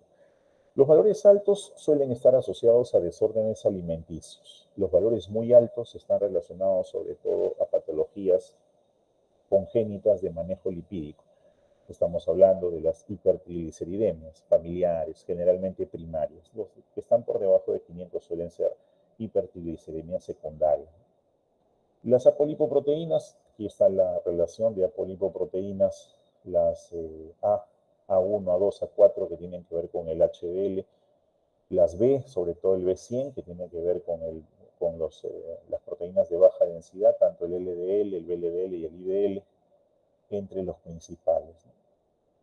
Las dislipidemias. Hay dos formas de abordar las dislipidemias. La clasificación clásica de Friedrichson, la clasifica en 5 grupos, donde se evalúa en función de la lipoproteína aumentada y el lípido aumentado, y la clasificación etiológica, ¿no? De acuerdo a la etiología, si es primaria o congénita. Se utilizan las dos indistintamente dependiendo de cuál ha sido la escuela de formación del médico que está tratándola. En el caso de la de Friedrichson nos permite hacer pues, mediciones y la clasificación de acuerdo a los valores que van saliendo, pero la clasificación etiológica es la que se asocia mejor con la patología que va relacionada con la dislipidemia. Recordemos que finalmente la dislipidemia no es solamente un diagnóstico aislado, va asociado a otra enfermedad, sea que se trate de una dislipidemia primaria con causa congénita o una dislipidemia secundaria. En la dislipidemia primaria, dependiendo del componente lipídico aumentado, puede tratarse de hipercolesterolemia familiar, que es uno de los más comunes, junto con la dislipidemia familiar combinada. Y en el caso de las dislipidemias secundarias, el hipotiroidismo es una de las causas de hipercolesterolemia, la diabetes mellitus es una de las causas de hipertrigliceridemia, y la propia diabetes mellitus junto con la obesidad participan en la hiperlipidemia mixta, ¿no? Son parte de las presentaciones como enfermedades secundarias. Ahora, en el caso de la hipercolesterolemia familiar, que es una de las patologías dislipidémicas congénitas más comunes, existen criterios para su diagnóstico. La historia personal de enfermedad cardiovascular o vasculocerebral con LDL elevado, la presencia de depósitos lipídicos en tendones, los xantomas tendinosos, más la formación del arco senil, le dan un puntaje, los antecedentes familiares de enfermedad vasculocerebral o vascular periférica prematura, otro puntaje, la presencia del xantoma tendinoso de por sí solito tiene otro puntaje, y el arco senil, sobre todo en personas mayores de 45% también lo tiene, de 45 años, perdón, también lo tiene. Esto sumado a los niveles de LDL, ¿no?, que vamos a medir. En este caso me están dando el valor en milimoles por litro, nosotros lo medimos en miligramos por decilitro. En la parte post-analítica, el diagnóstico de la dislipidemia va asociado con la valoración del tratamiento que le voy a dar al paciente. De hecho, uno de los primeros enfoques que se da es el manejo del peso, la reducción del peso corporal, ya sea con modificación de la dieta, con incremento de la actividad física, eliminando sobre todo hábitos nocivos como son tabaquismo, alcohol, y también la inclusión de fármacos para apoyar ese tratamiento dislipidémico en el caso de que se necesite. La importancia clínica es porque, bueno, si yo mantengo un nivel de lípidos apropiado, la posibilidad de desarrollar aterosclerosis disminuye, por lo tanto, presentar eventos cardíacos o cerebrales asociados a isquemias es mucho menor, ¿no? La calidad de vida mejora en estos pacientes. Y en el caso del riesgo coronario, justamente confluyen estos eventos. Confluye la intolerancia a la glucosa, que ya sabemos que se llama prediabetes, confluye la dislipidemia y también la hipertensión. Si estos tres se juntan, el paciente eleva su riesgo coronario y es casi seguro que va a presentar un evento isquémico, ya sea cerebral o cardíaco. Entonces, ¿debo solicitar despistaje de dislipidemia? Sí. ¿A quiénes? Aquellos pacientes que tienen síndrome metabólico o en aquellos pacientes en quien yo sospeche que tienen factores de riesgo. Por lo menos he encontrado factores de riesgo para estas patologías, sobre todo las de tipo cardiovascular. Cuando se estudian lípidos es porque estamos enfocados en la función cardíaca, definitivamente. Un paciente que hace dislipidemias va a desarrollarme después un evento isquémico vascular cardíaco. Entonces, necesito valorar su función cardíaca y necesito prevenir la aparición de ese infarto de miocardio que puede disminuirme la actividad del paciente o puede matarlo. Entonces, eso se puede medir en el tiempo. Esta imagen que ustedes ven aquí me grafica en momentos distintos la alteración del endotelio, aquí está en el endotelio normal, y la formación del depósito de placa ateromatosa hasta su ruptura y la oclusión total o parcial del vaso que conduce justamente a la hipoxia tisular y a los eventos isquémicos. Entonces, cada una de estas etapas de la formación de la placa aterogénica tiene correlación con algunos exámenes de laboratorio que vamos a medir. No solamente la troponina y el CKMB que están presentes cuando el infarto ya se presenta, sino la proteína C reactiva. La proteína C reactiva, recordarán ustedes, es un marcador de inflamación inespecífico, sobre todo la de alta especificidad, de alta sensibilidad. La proteína C reactiva tiene una correlación directa como predictor de muerte en este tipo de pacientes. Una medición de proteína C reactiva por encima de 5 en un paciente que ha tenido un infarto reciente es un predictor de muerte en las próximas 48 72 horas. Lo mismo sucede en el largo plazo. Yo puedo predecir cuál va a ser la evolución del paciente de acuerdo a este marcador que es la proteína C reactiva, sobre todo en la aterosclerosis incipiente. Entonces necesito evaluar a este tipo de pacientes y comienzo siempre evaluando los factores de riesgo cardiovascular. Ahora, la enfermedad cardiovascular es de hecho la principal causa de muerte que afecta a los diferentes tipos de países. Hay casi 25 millones de personas mueren al año por enfermedad cardiovascular. Esto incluye por hipertensión, crisis hipertensiva, infartos de miocardio, eventos vasculocerebrales, eventos vasculares periféricos, insuficiencia cardíaca, cardiopatías congénitas, entre otros. Una de las valoraciones de estos factores de riesgo incluye la separación entre los modificables y los no modificables. ¿Cuáles son los no modificables? Aquellos en los cuales no voy a poder tener ningún tipo de manejo. Bueno, la edad, sobre todo en el varón por encima de los 45 años, en el caso de la mujer, después de la menopausia, su factor de riesgo. El propio sexo, el varón tiene mucho más riesgo que la mujer hasta la menopausia, ¿no? Por ejemplo, de hacer eventos cardiovasculares.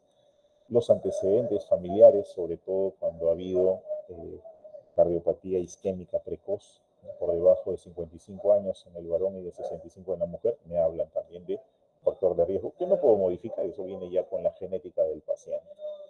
Pero los que son modificables sí nos interesan, ¿no? Aquellos, por ejemplo, que se han relacionado completamente con la presencia de enfermedad, como son el tabaquismo asociado a disfunción endotelial, hipertensión arterial asociada a disfunción endotelial, diabetes mellitus con la hiperglicemia asociada a disfunción endotelial, hipercolesterolemia, sobre todo la presentación de LDL alto, HDL bajo, la obesidad, como hemos anotado allí, la circunferencia abdominal sobre todo, y el sedentarismo, ¿no? Que también forma parte de factores modificables. Todos los que hemos mencionado se pueden modificar, puede suprimir el tabaco, puede manejar la hipertensión, puede manejar la diabetes, puede manejar la hipercolesterolemia y también puede manejarse la obesidad, el sobrepeso. Y hay otros más que van apareciendo, como por ejemplo la hiperhomocisteinemia, ¿no? La homocisteína, la dosaje de homocisteína, el fibrinógeno también, que funciona como marcador de inflamación específico, las concentraciones de lipoproteína, la propia proteína C reactiva, el péptido natriurético, la medición del GENECA, la presencia de pacientes con inflamación crónica tipo artritis reumatoide, también es un factor de riesgo, y el hiperparatiroidismo. La función cardíaca evidentemente se ve afectada cuando el endotelio se daña y estas placas ateromatosas se van formando en la región subendotelial. El principal problema es que disminuye el aporte de circulación, lo cual disminuye el aporte oxigenatorio y contribuye a la hipoxemia tisular.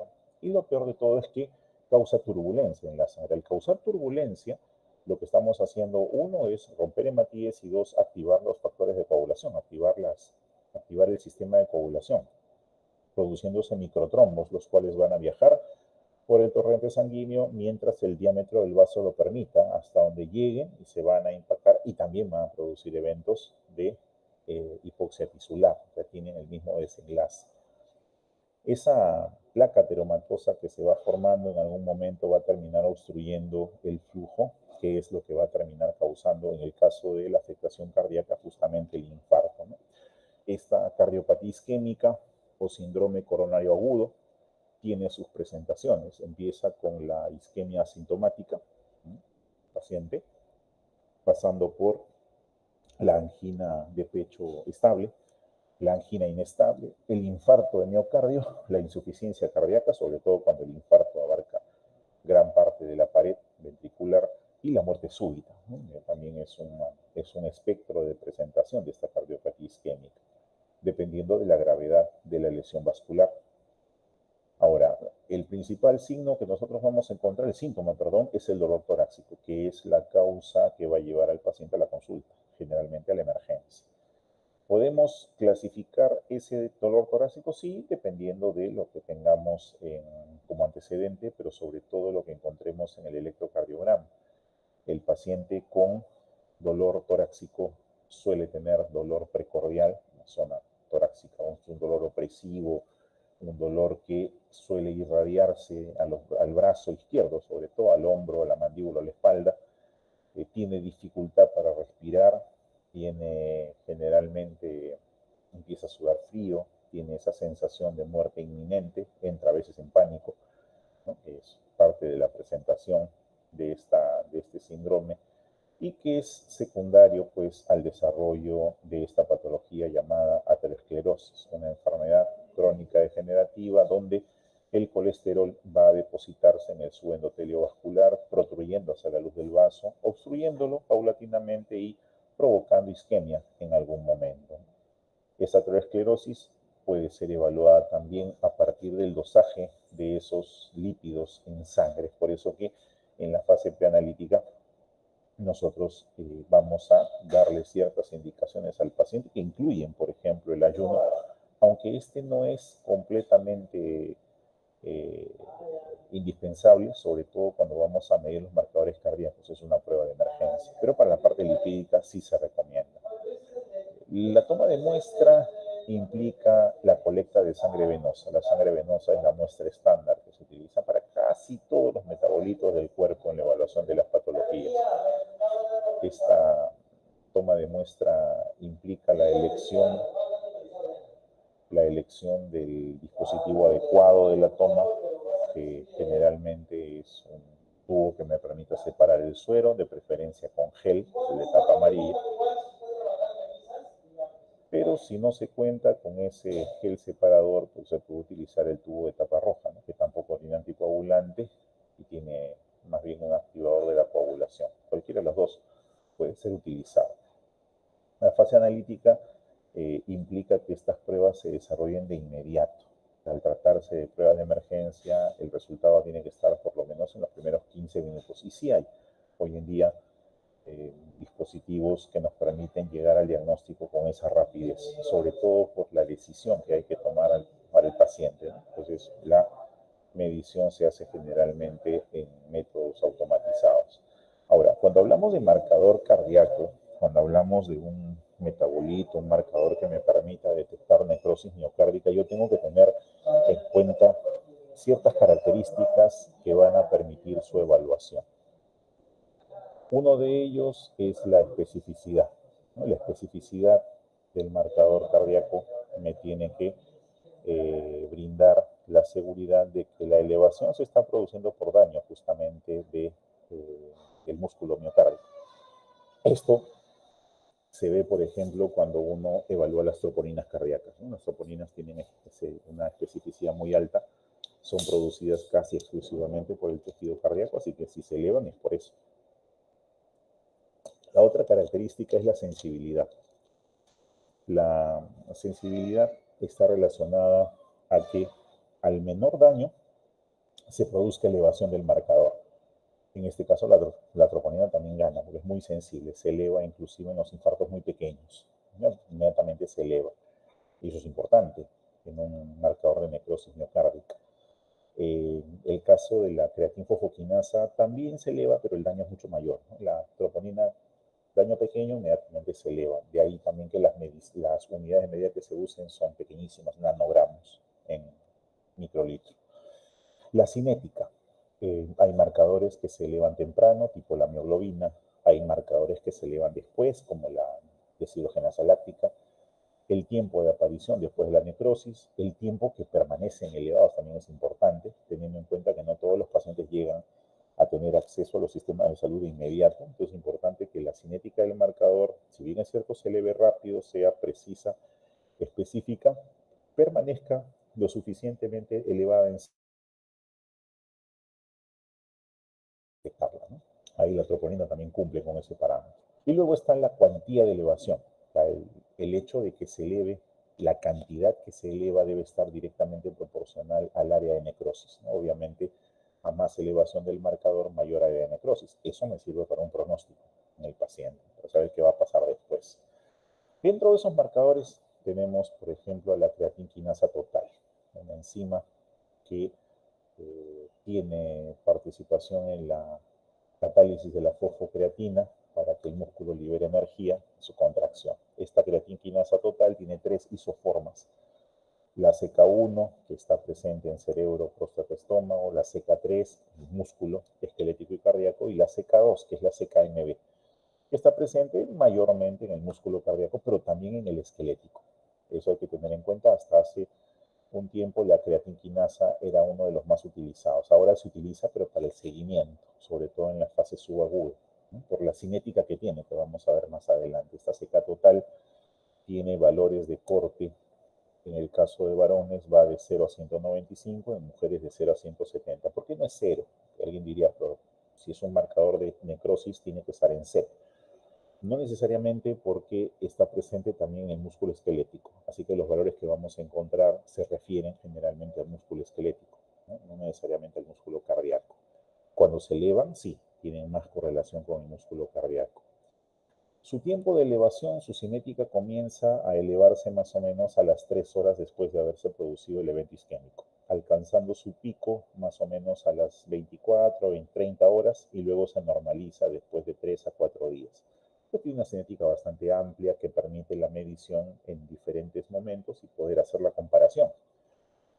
La CKMB también tiene una cinética parecida, se eleva más o menos a las 2 horas, 3 horas. Su elevación permanece más o menos hasta las 48 horas y tiene pues evidentemente una mayor especificidad de músculo cardíaco al ser la isoforma MB, a diferencia de la total, que abarca todo, ¿no?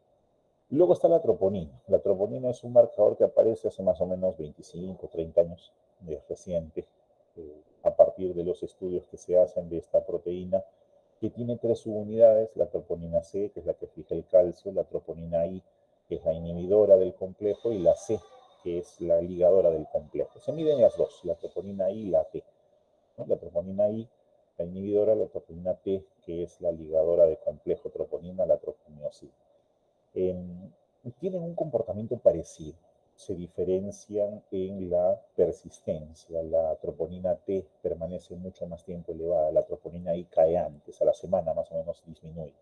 La T permanece hasta 2 semanas. El tiempo de elevación es similar, de 2 a 3 horas se elevan, más o menos, las dos. Se puede utilizar cualquiera de las dos, depende de con la que cuente. Nosotros trabajamos con la T, por ejemplo, ¿no? Esta troponina T, su valor normal en sujetos sanos es 0. No hay presencia de troponina T.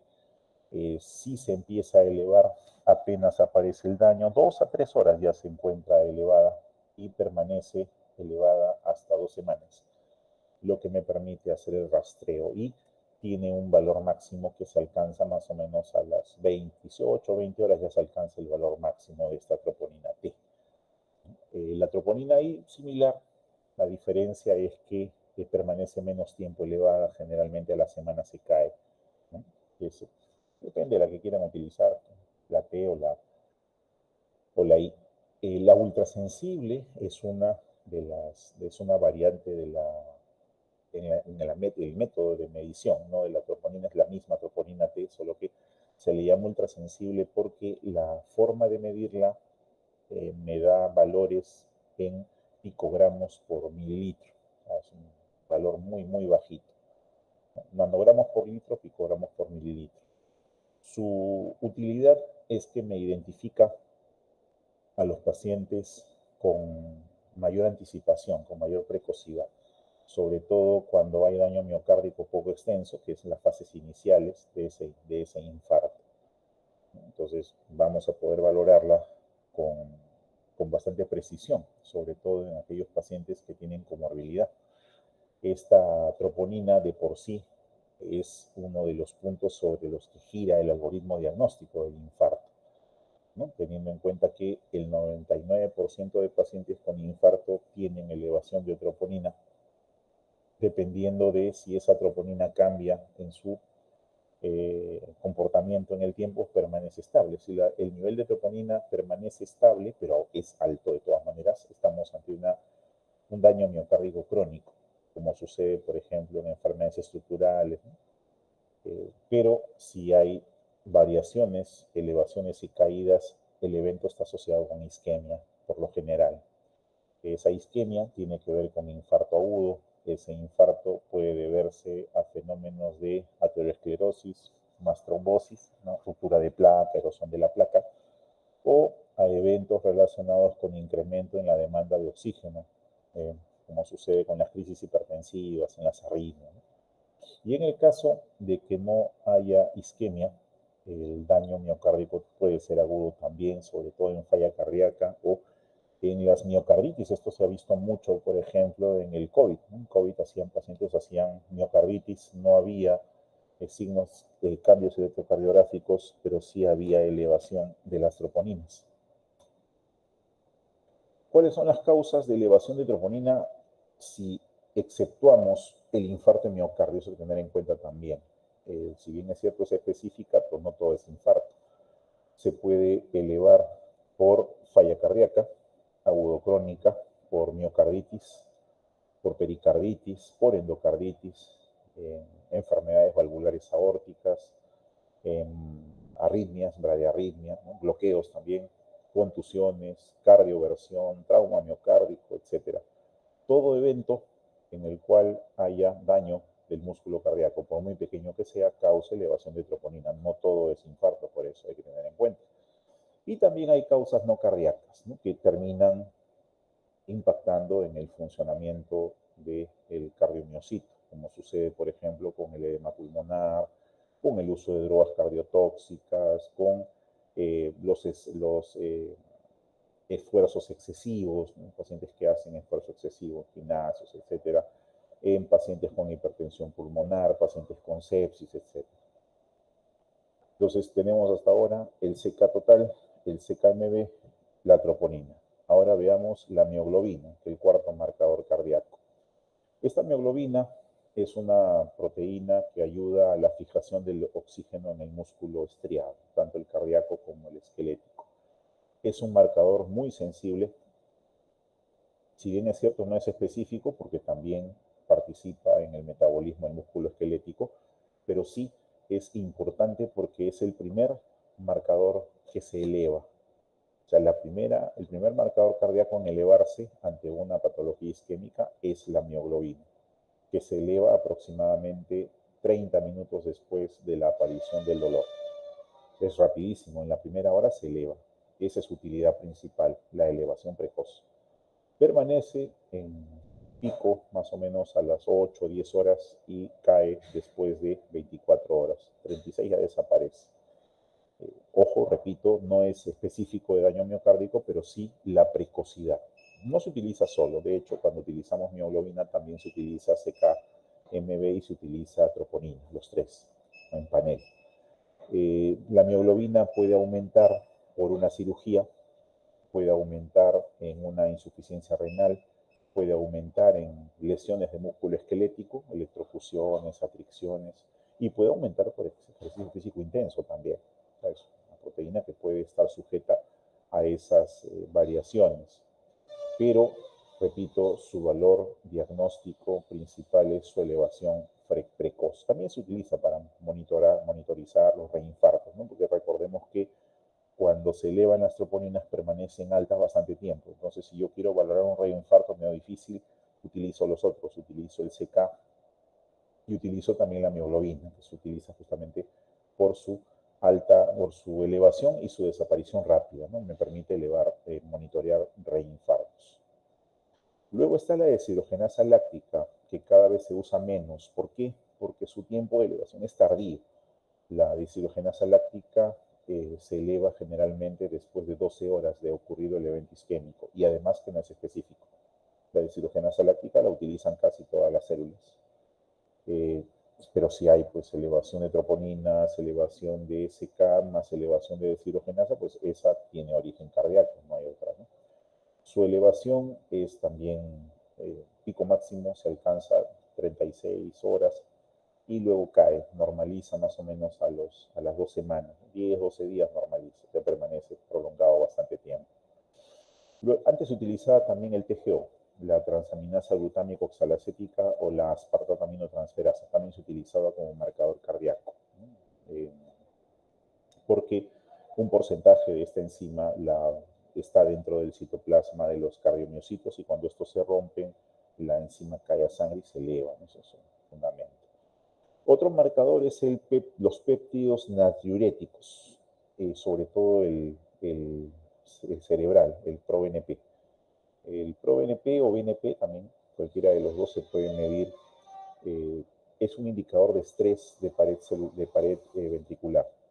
Si el músculo cardíaco está sometido a estrés, ya sea por dilatación o por ruptura, riesgo de ruptura de pared, a insuficiencia cardíaca, el ProBNP va a salir elevado, ¿no? Lo puedo detectar, puedo medir y puedo predecir la presencia de insuficiencia cardíaca en ese paciente. Este es el gráfico general de la cinética, les decía, ¿no? Repitiendo, la mioglobina es el primero que aparece, más o menos a los 30 minutos, una hora ya está elevado. Cae pronto también, 18, 24, 36 máximo cae. Luego, el que aparece en segundo lugar es la troponina. La I o la T, que aparecen al mismo tiempo, no hay mucha diferencia ahí. Alcanzan picos altos y permanecen elevados hasta 2 semanas. Luego, en orden de aparición está el CK total y el CKMB. Y el último en aparecer es la deshidrogenasa láctica. Entonces, de acuerdo a esta cinética de marcadores, yo puedo valorar cómo es que va avanzando este daño miocárdico, ¿no? Cómo se ha desencadenado, cómo lo puedo monitorear en el tiempo, conforme va disminuyendo o aumentando las concentraciones, teniendo en cuenta el tiempo de vida media justamente de cada uno de los marcadores.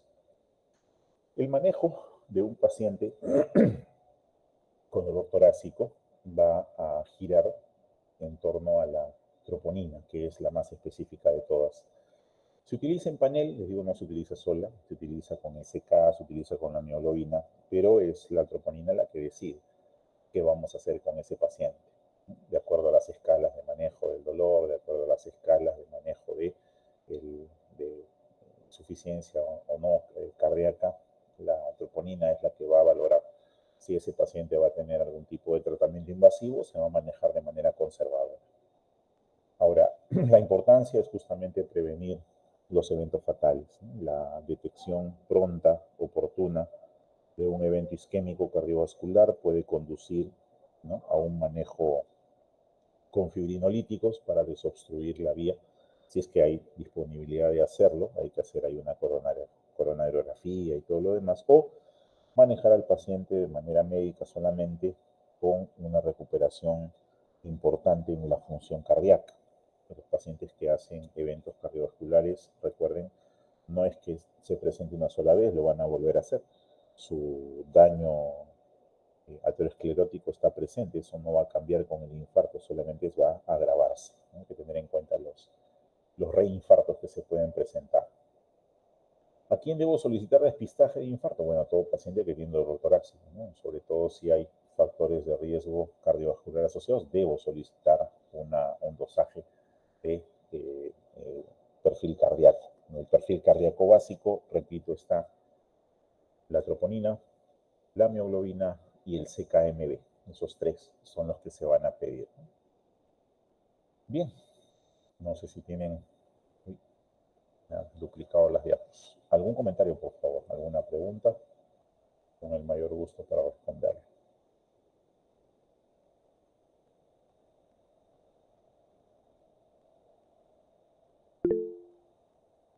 Adelante. Doctor, buenas tardes. ¿Cuál lípido es el que le hace más daño a los vasos sanguíneos? El LDL, estimado Edwin. Lipoproteína Okay. de baja densidad. Los LDL. de baja densidad, ¿no? Okay. Ajá. Es el que se Ya, mete en el subendotelio. ok, gracias. Has adivinado una de las preguntas del examen. Bien, Edwin. Y la fija, doc. Ahí va una. ¿Algún otro comentario, pregunta, aporte? ¿Alguna otra fija, doctor?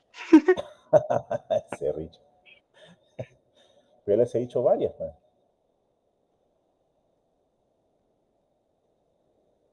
Varias les he dicho. De la hiperglicemia, de la hipoglicemia, del perfil cardíaco, de la dislipidemia. A eso se suma lo del hemograma. Sí, hay una manito levantada, Edwin. Sí, Doc, en lo que es la diabetes, ¿cuál es la prueba gold estándar para determinarla? Era el test de tolerancia oral a la glucosa. Por la preparación previa, por la medición que se hace 2 veces, se considera el gold estándar. Pero como criterio puedes utilizar cualquiera de los 4. Glicemia plasmática en ayunas, test de tolerancia, hemoglobina glicosilada o glicemia al azar mayor de 200 con síntomas asociados. Ok, Doc, gracias. Ok.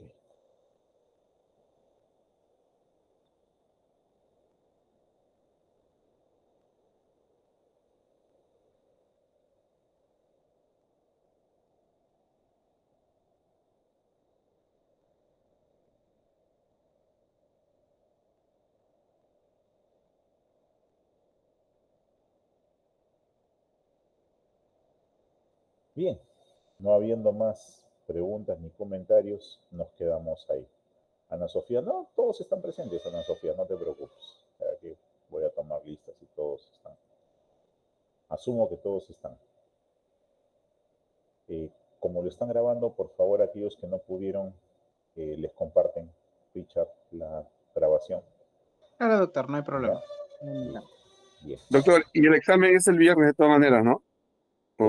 El examen del consolidado 1 sí es el próximo viernes, que es Presencial. viernes, claro, presencial. Ya, Viernes 3 de mayo. Y el examen parcial el 10 de mayo. Dime, Tracy. Una consultita, en cuanto a los exámenes tanto de consolidado y examen parcial, ¿el tipo de preguntas más o menos es tipo caso clínico o teórico? Claro, caso clínico. Es un caso clínico generalmente de 2 o 3 líneas con las alternativas a elegir, ¿no? Ya Jocelyn está diciendo que por qué caso clínico. Ya, gracias. Sí, es sencillo, no es nada del otro mundo. Un casito simple, no es nada esotérico, conocido. Ya. Ejemplo, a ver, vamos a poner un ejemplo de caso clínico. A ver, paciente varón de 35 años que consulta por dolor torácico de tipo opresivo, es llevado a la emergencia, se sospecha de síndrome coronario agudo. ¿Cuáles serían las pruebas de elección? Ahí te pongo A, test de tolerancia oral a la glucosa más glicosilada, B, troponinas más CKMB más mioglobina, C, glucosa creatinina, D, hemograma perfil de coagulación. Ya tú marcas pues el que crees que es, ¿no? Más o menos así, ¿eh? No hay nada complicado, Dios. Ya esto ya lo hemos visto hasta el cansancio. Lo han visto en fisio, lo han visto en fisiopacto, lo volvemos a ver en laboratorio. Doctor, ¿el consolidado hasta qué semana es? ¿Qué temas? El consolidado, no me cree, yo se le pone así. El consolidado son las 3 primeras semanas solamente. Ya, doctor. Ok. ¿Ya? Muchas Entonces, gracias. ese consolidado tiene preguntas de lo que es hemograma y lo que es coagulación. Ya, ok. Bien, nos quedamos aquí entonces. Muchas gracias a todos por su asistencia. Gracias, Richard, por el apoyo en la parte técnica. Ya nos encontramos la siguiente semana en nuestra clase. Gracias, Doc. Buenas tardes. Fíjense, hasta luego, buenas tardes. Hasta luego, doctor. Gracias. Hasta luego, hasta luego, hasta luego. Nos vemos, chicos. Hasta luego, doctor. Gracias, hasta luego.